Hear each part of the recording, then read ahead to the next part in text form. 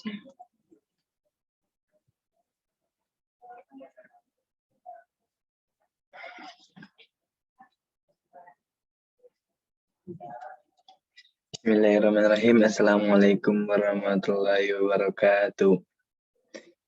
Perkenalkan, nama saya Muhammad Berlinuha, nomor induk mahasiswa 6211-420022. Saya dari jurusan Ilmu Keolahragaan, Fakultas Ilmu Keolahragaan, Universitas Negeri Semarang. Rombel 3B. Saya di sini akan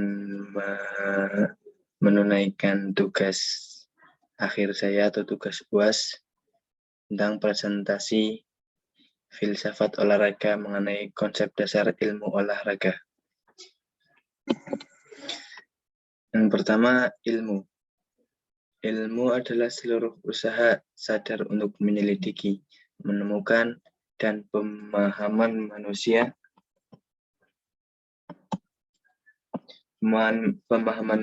dari berbagai segi kenyataan dalam alam manusia.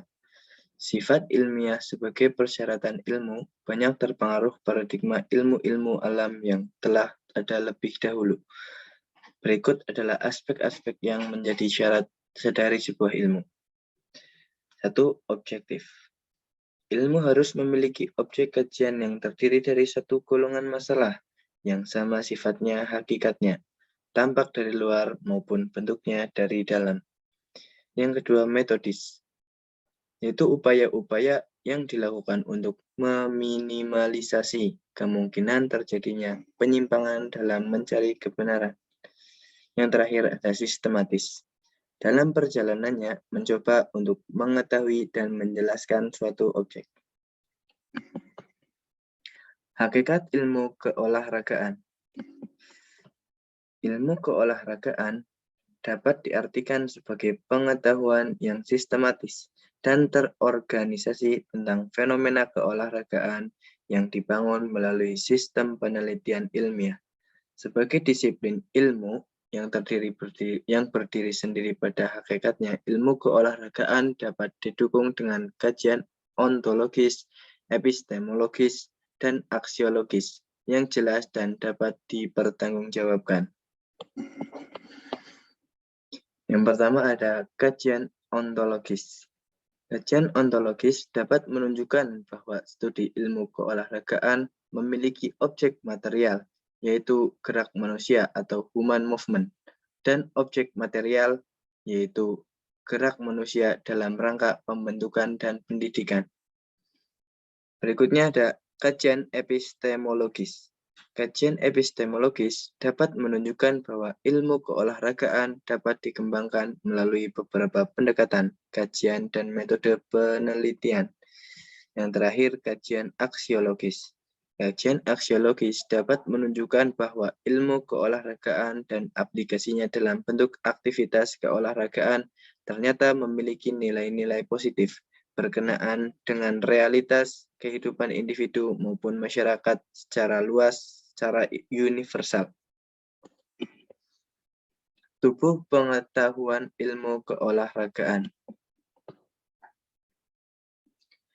Kajian mengenai tubuh pengetahuan atau body of knowledge ilmu keolahragaan dapat meminjam konsep Herbert Hug. Dapat diidentifikasi adanya 3 dimensi tubuh pengetahuan, yaitu dimensi bidang teori. Dimensi bidang teori dalam ilmu keolahragaan meliputi ada filsafat olahraga, sejarah olahraga, pedagogi olahraga, psikologi olahraga, sosiologi olahraga, biomekanika olahraga, dan kedokteran olahraga. Selain ketujuh bidang teori yang sudah mapan tersebut, berkembang bidang teori lain yang bersifat spesifik, yaitu ada belajar gerak atau motor learning, perkembangan gerak atau motor development, teori bermain, teori gerak, teori latihan. Termasuk dalam bidang teori yang saat ini mengalami perkembangan adalah manajemen olahraga, infrastruktur olahraga, dan industri olahraga, komunikasi dan media massa olahraga, ekonomi olahraga, hukum olahraga, dan politik olahraga. Yang kedua ada dimensi kajian.